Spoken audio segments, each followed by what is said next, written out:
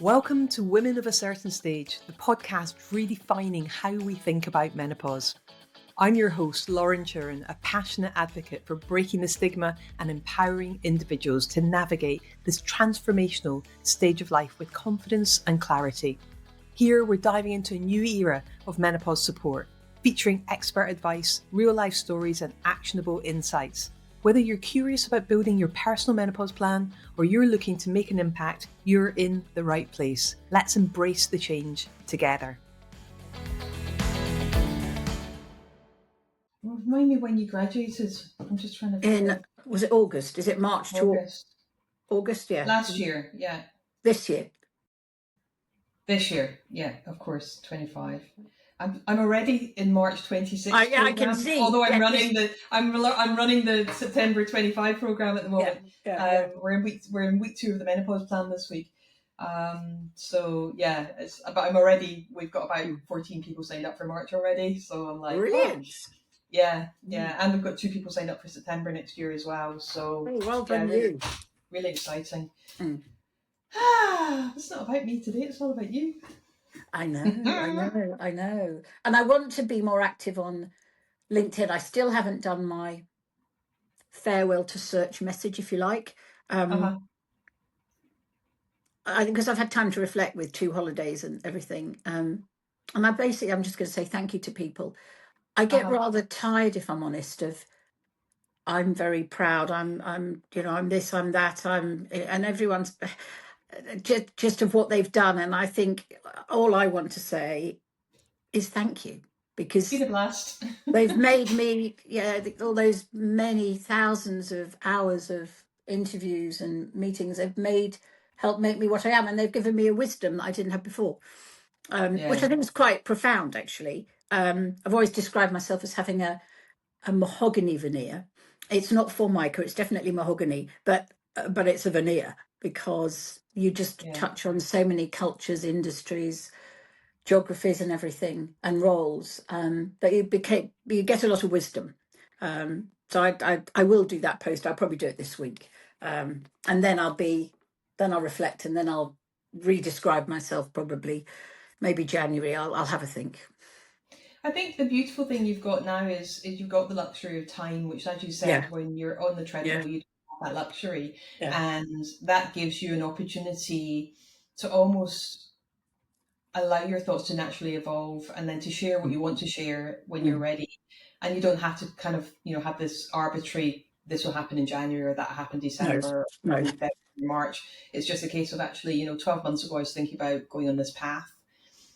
This is what I've done since. This is how, and then a lot of people start talking about the practice clients and ideas for the future, and then something just sparks, I guess, tends to spark people's interest. But yeah, it sounds like you've got a little plan going on in the background. So I have, and I have got probably a fairly formidable, very senior network of both men and women, but particularly women. And I would like, I think, to try and explore.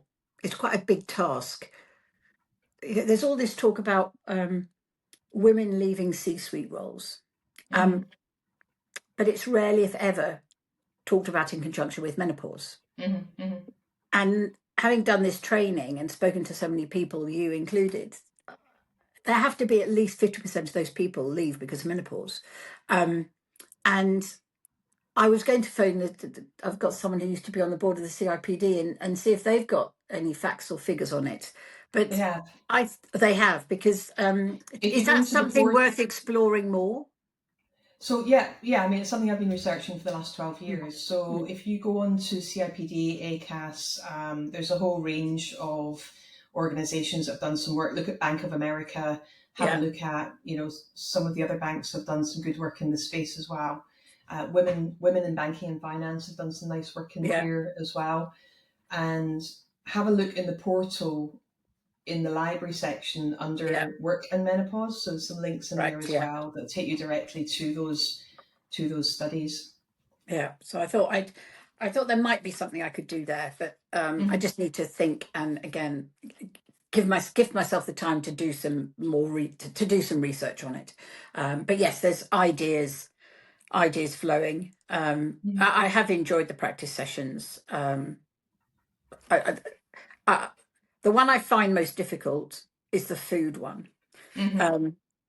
mainly because the practice clients I had, they were very time strapped, and they had multiple things and children, and just having a meal together at any time was a luxury. And I just find it, and I know they did, extremely American. No criticism of America, and I just felt a lot of it was unrealistic. But then it's about opening doors to thinking about new ways of doing things. So I think with that week I struggle with. I do, because and for as long as you have judgment about that week being either American or unrealistic, as long as you hold on to those beliefs, then that week will remain like that for you, and that will portray for your clients as well. So I love the fact that you recognize that, and you know, this is where we have to kind of take that leap of faith with our own curiosity, and just dive into curiosity around it, and see where we go. And I've tried to, that I haven't said anything to them, but that their feedback's been the same. But I just need to embrace it and get over it, really. But I love all the other weeks. Yeah, and I think the beautiful thing about that is, you're planting a seed. You're not asking them, you're not telling them, you're not, advising them to do that week. It's just bringing their attention to the fact that what they eat have an impact on. Yeah.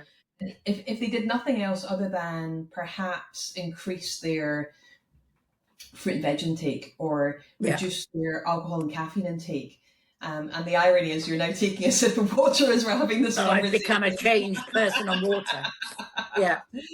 But and I think that's the thing, isn't it? It's not about it being this perfect plan that people have to adhere to 7 steps. It's about what sparks their interest, which one thing are they ready for right now, and what one thing might they be open to doing at some point in the future. Yeah. And I think I need to craft for myself words around that I'm more comfortable with. I think that's the one script that I need to really do a bit of work on, so it's comfortable with me. But well, you see the feedback.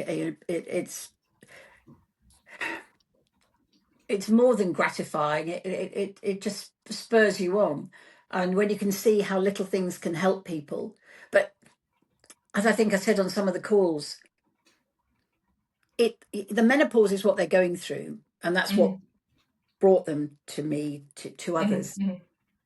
But scratch the surface, they all have the same issues, which are almost not related to menopause. They are fundamental life issues and partner issues and not being in control of things issues. And the decluttering one is huge. I know we've talked about that, but the water one, just the habits. I've been shocked. I mean, I've had to not look appalled, but people don't sit at tables, and they rush their meals. They don't, I thought that the people I'd be talking to, but that's my fault, would be a little more disciplined about some of that, but they're not. And so that's been quite a revelation, actually. But it's transformed, I think, the decluttering one more than anything, and asking for help, because so many people don't ask their husbands, and actually their partners, be they male, female, or whoever. They're often big obstacles, which only tend to come out on week 3 or 4. But you can feel it bubbling. It's there. And I suppose what I have got is wisdom to sense that, and just gently pick at the scab. Just ask a couple of questions, because people want to talk about it, but they almost need to be told it's okay. You're not, you're not betraying anyone. So I've really found that fascinating, and they just feel so much lighter at the end. They're not 10 out of 10, but they're not 2 or 3 out of 10. They're 5 or 6 out of 10, which in 7 hours is fantastic. And I think that's the thing, isn't it? Wherever someone is in life, there's always a next level, and there's always another step to take. There's always something we can do, even if it's that 1% improvement day and day and week. So we're never at the end, because if we were at the end, we'd have nothing to up for in the morning. Yeah. So when you're working with a coach, it's about being able to articulate and be honest about where you are at, where you would like to get to, and then having the coach help you expedite that journey by offering you opportunities and different ways of thinking and behaving and making different choices to get yourself there quicker. And that was something that when I first trained as a coach, I was stunned at what an impactful hour could do with the right coach, with the right questions being asked. And I continue, years and years later, I continue to be absolutely fascinated about it. But can I ask you quickly, what, you've talked about your now former work life, getting married later in life, and then coming and doing this program. But what was it that attracted you to come and do the program initially? Because you didn't have a tough time going through menopause, did you? No, I was very fortunate. I now realise, having done the training, there were some things that I perhaps wasn't aware were menopausal, but they were. Yeah, I really rarely suffered. I was very fortunate. Exactly. But what I have been, as someone who didn't finish their undergraduate degree and had an academic demon on their shoulder, I did a master's in my 40s. I actually trained as a Montessori teacher, part out of hours, work hours, in my 30s.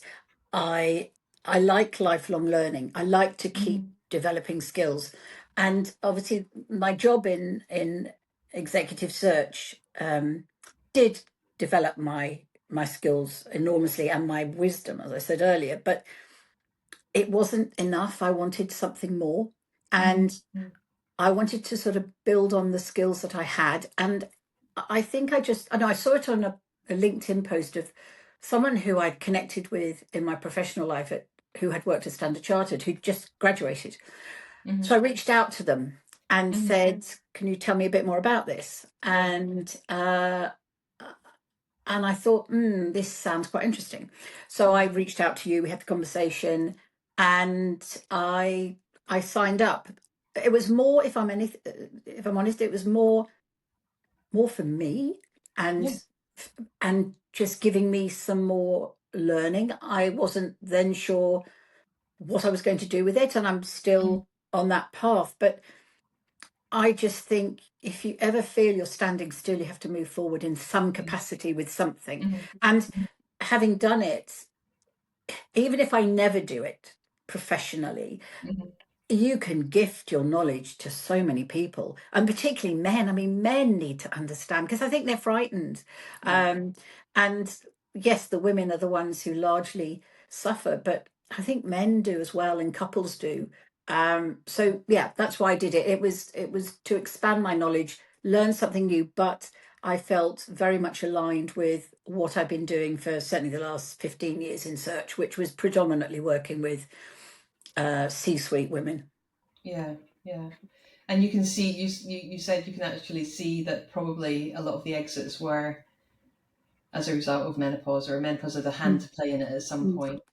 And it's always fascinated me, it's the same with men, but for different reasons, how extremely senior executives, so people who've become C-suite, chief executives, whatever, when they have to move from to a non-executive career, they're lost. And women in particular have so little confidence when you scratch the surface, even the most impressive women. And I wonder if some of that is under the influence of menopause. I don't know, but it might be. So I just find that whole aspect fascinating, how we as women are so keen to put ourselves down. We rarely blow our own trumpets. We're not comfortable blowing our own trumpets, and actually doing the menopause plan with practice clients, it took a couple of sessions for them to even begin to talk about themselves as part of their goal. Eventually it did, because that was really what was underlying everything. So it's I guess my working life and the journey I've been on personally as well has, without me realizing it would, almost completed a jigsaw puzzle, and that's the thing I've really enjoyed. I'm curious. I'm curious to dive into the kind of C-suite women as well. Yeah. So typically, C-suite women have been developed by their organization. There's a lot of investment gone into them. They've gone and worked in different sections of the company, and they've learned different roles before they are brought up to C-suite. And definitely, if they're going into CFO, COO, or CEO roles. And do you think that there's an element that they have sacrificed a lot outside of work, from their perhaps family life, from their social life, because they've poured so much into that development themselves that they haven't got that completely rounded life, that they've got the home life and the spiritual life and the social life and the maybe health and fitness life and all the other aspects that generally make up someone's life. Or am I maybe barking up the wrong tree here? No, I think undoubtedly that's true. And I think what comes with it too, I mean, I don't have children, but I've seen so many men and women with children. There's a constant guilt that you're never doing anything as well as you should, be it work, family, friends. And you're lucky, actually. So I have worked with some financial services organizations where, yes, women were developed. They were given stretch roles in different countries, in different parts of the business. But a lot of them get stuck, pigeonholed. Pigeonholing is hard.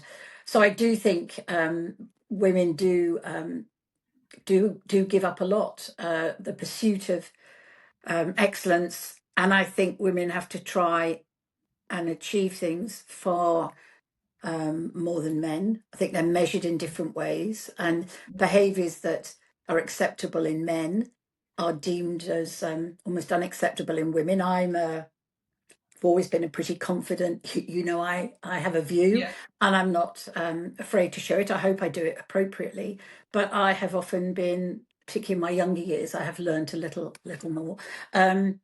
That somehow you're an agitator, or you're out for yourself. And no, I just can't bear unfairness. And so I'll fight for the underdog and speak out. So I do think women are held to a much higher standard. And I think if you're a woman of colour, or a non-white woman in any capacity, I think it's even harder. So yes, I think it all makes the working life for women difficult. And I've said to some women, you cannot have it all. Something has to give a little. And does it really matter who bakes your son's cake? So long as there's a cake and there's wrap presents, does it really matter who buys and wraps them? They don't know. So long as you're there for the party, that's probably enough. And yes, you might have some guilt, but they don't know. Yeah. It's really interesting because my view on this has changed over the years. So I used to always kind of be a bit taken aback that someone's executive assistant or virtual assistant, or their right hand person, their secretary, would have a list of birthdays, anniversaries, etc., and they would be the ones that would be ordering and sending the cards. And I used to think that's such a cop out. And then I reflected on this as I set this business up, and I realized that my mum didn't speak to me for like 1 or 2 weeks every May because I was always late with her birthday card. If I remembered to send it, like I would buy it on time, I would put a stamp on it in time, but it would never quite get to the post box. And then I hired my VA and I gave her a full list of everyone's. So if anyone doesn't know this already, but I'm sure you've worked it out by now because your cards are always there in time. But everyone gets their cards in time now. And people that I wouldn't have remembered every year now get their card every year, because she is religiously making sure that happens for me. But I'm still initiating it. I'm still choosing the card. I'm still choosing the message. I'm just making sure it gets done. And so I actually don't have a problem doing it that way. Whereas the younger me was like aghast at the thought that anyone else could, take that responsibility on. So yeah, it's an interesting one. Yeah. And when I was younger and working in investment banking, I was an EA, and I worked for a lady for a number of years particular, and also when she moved industry.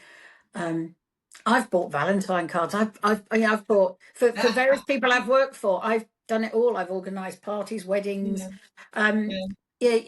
You have to. You can't be Superman or Superwoman. You have to prioritise. But I think you have to trust other people sometimes to help you. Yeah, we can't do everything. We have to decide what we really want to do and what we think is really important, and then get other people to help us. But at least we've thought of it. Yeah.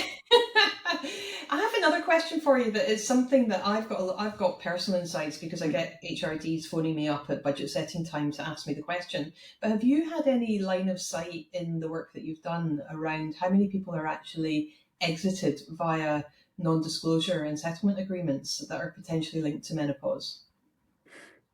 No, I haven't. And I would imagine it's a fair number, but I can't comment on that. And part of that is it would come out if we were interviewing people who had been through that, but because we're sort of going out when I was in search, we were going out actively trying to find people who weren't looking for jobs typically. We didn't necessarily come across a lot of women like that. There may be either some of the senior contingent search models might, but I think that's a whole other area for investigation, because the trouble with NDAs is people are frightened to talk about them for that very reason. I don't know that they're necessarily worth the paper they're written on, but because we're women, we often, slightly generalizing, we feel we should honor them. And I think the other thing about NDAs is that when they're used, it's usually when someone's in a moment of weakness or vulnerability, because they don't have the mental fortitude or the finance to be able to go and fight properly. And I'm not saying that's the case always. Sometimes it's just it's very useful on both sides, but very often they're used by large organizations to exit somebody who is in that more vulnerable position. And then because you're in that more vulnerable position, mentally you are terrified to do anything that's going to breach. And that'll come down to personality type as much as anything else. But you might do something that slightly crosses the line, get a legal letter, and you're terrified. And it can have such a massive impact. Anyway, I didn't want to digress into that too much. It's just something that, because of your line of work, I was curious about. So what are the things in your career? I know this is something you're going to let naturally unfold over the next few months, but what are the things in your career that you've really loved doing that you can see yourself perhaps doing more of going forward? Maybe not with the menopause part of it. Yeah, I have loved working with women and men who, I call it that we build a chrysalis around ourselves. We can't help it. We all tend to do it. And I like working with people who don't realize they have a chrysalis, but they've got these beautiful wings and they're trapped in this chrysalis, and helping them break out of that chrysalis and realizing they have beautiful wings and flying. And it's a bit about, I call my approach when I've worked with people, a kick and a cuddle. I believe the truth is a gift. Very few people ever tell the truth, and it has to be appropriately wrapped. There's the positive, negative sandwich, wherever way I want to look at it. But I think it's really important. Too many people fob people off. And if you really want to help someone, tell them that their body language isn't very good when they shake hands, or that they need to change their voice. Sometimes it's as simple in a way as going to have a voice coach for 1 or 2 sessions of learning as a woman to perhaps wear a pair of trousers and sit with your legs apart, to do what men do, and just own a space. So I've loved doing that and helping them and giving them the confidence to believe in themselves, despite the fact that the evidence of their CV and work accomplishments are there, that they can go on to the next phase of perhaps non-exec work or the next big role, and get rid of that imposter syndrome, which we all have. It doesn't matter how senior we are, we all have it. And being senior, you're very lonely. So having someone to talk to and trust. I mean, when I've done some of my senior searches, sometimes they've gone on for a year or more. And there was one man who finally took the job, and I realized he was staying at the same hotel. So I asked and he was having a wobble, a 3-month wobble. And I asked the hotel to deliver a note under his bedroom door. And I just put a few sort of mantra: "You are great. Remember what you were hired for." Da, da, da. And he phoned me the next day and he said, "Thank you so much. I have it up in my office. my wife thinks we've probably had something going on. I mean, it's slightly tongue in cheek, but it's very hard for people to have someone to talk to. And I think that's been the great thing about the menopause plan, is it gives women a safe space to talk about things that I don't think they've allowed themselves to even think of until you start really unpicking some of the things that are going on in their lives. And then they, you have your what do you call your aha moment, where people suddenly go, aha. And like I said earlier, in my jigsaw puzzle, their jigsaw puzzle begins to come together. And it's not completely finished at the end of the plan, but there's a lot more than just an outline. You can gradually see a picture appearing, which I think is self-motivating. Yeah. And that's why we do that invite at the end of, week 7, where it's like, what's your new goal? What's the next thing you're going to work towards? And would you like to work together again? And I think when I've got multiple coaches now, and when I think about each of them and what I work on, there's always a new level to get to. There's always something to strive towards and move towards. So what lights you up in life most? What puts a smile on your face? I like a giggle. I like being with like-minded people. There's a cohort of people I worked with at an investment bank many years ago, and we're all getting together in the first week of December. And just thinking about them makes me smile. There's certain groups of people you work with in life, or in my case, it's work with, who become lifelong friends. But when I really laugh, I snort. And I find maybe as you get older, you moderate a bit, but I do love to just have a giggle. Part of me is still a teenager. I had a privileged but very complex teenage life, and I had to become an adult very young. And part of me feels I've never really been a teenager. So give me the opportunity. And people often make assumptions of us all, and it's very easy, I know, to make assumptions of me, for instance, but they might not be right, as with anyone else. So I like being with people who really make me smile. That's why it's been a gift to be able to re-engage with some of my friends, properly re-engage, and have them to stay and visit them and things. And I guess it's a bit sort of trite, but I really, my big thing in life is unfairness. And so if I can help people fight unfairness, or just be that listening friend, that goes a long way. Just giving people airspace to talk, I find very rewarding, because you can see it in them. Their load is lifted. I suppose I do fire off people. I'm not a complete extrovert. I'm what's called an omnivert. I love people, but not too much. That can be a bit draining, but I do find people extremely engaging and just endlessly fascinating. Even the difficult ones in my work life, the ones who I really wanted to get friendly with were the ones that nobody liked, or I just found extremely difficult. I thought, right, I'm going to get to know you. And I invariably did, because they're the ones who often have the biggest barriers for whatever reason it is. Yeah. And usually when someone appears to be difficult or awkward, it's more a reflection of us than it is of them.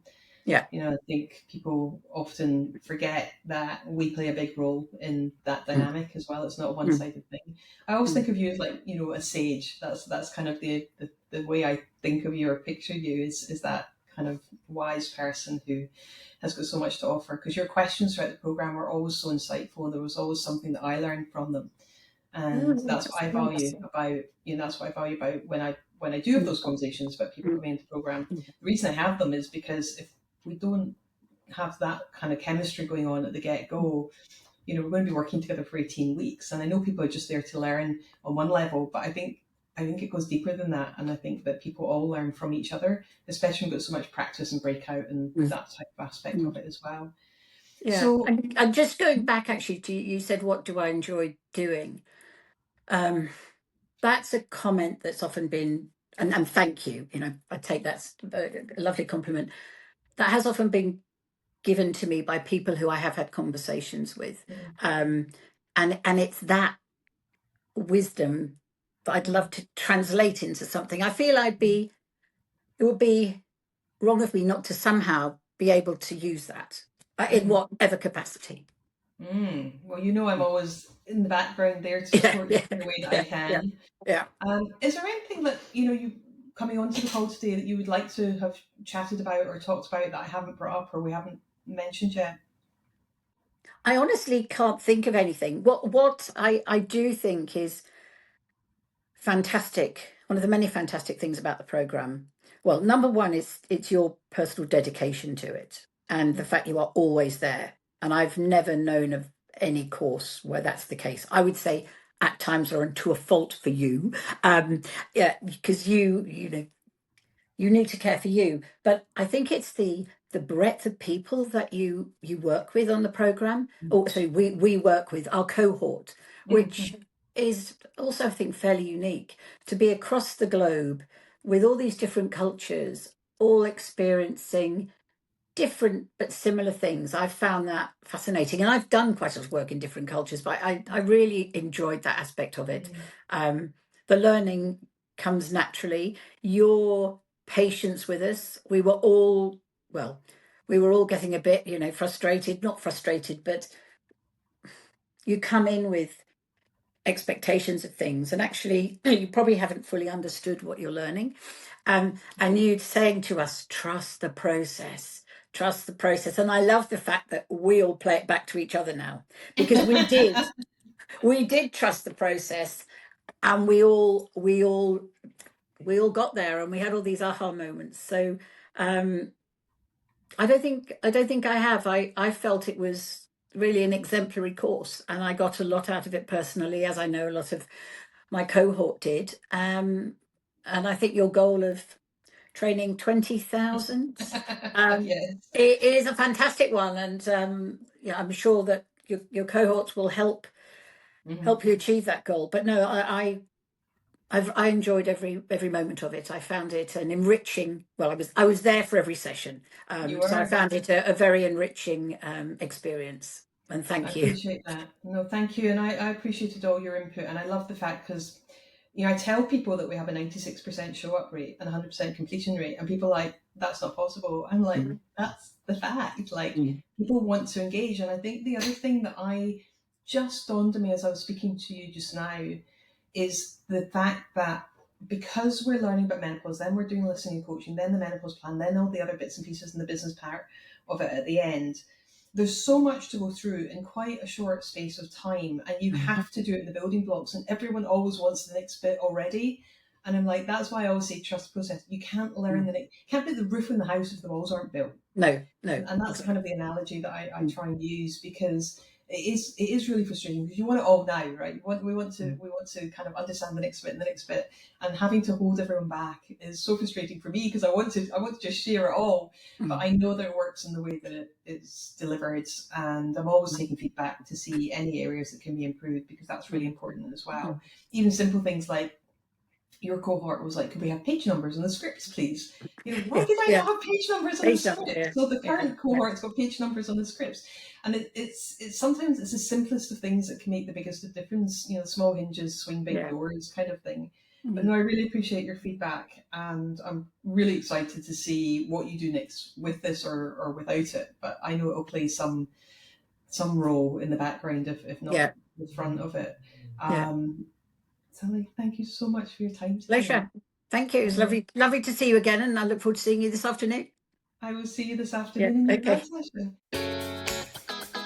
Thank you for joining me on Women of a Certain Stage. I hope today's episode inspired you to think differently about menopause and the incredible opportunities this stage of life brings. If you enjoyed this episode, please share it with 3 friends who need to hear this message. Don't forget to like, subscribe, and leave a review. It helps us reach even more people. You can connect with me on LinkedIn at Lauren Turin, or visit our website at womenofacertainstage.com to learn more about menopause coaching, inspiring events, and corporate training. Until next time, let's continue making a difference, one conversation at a time.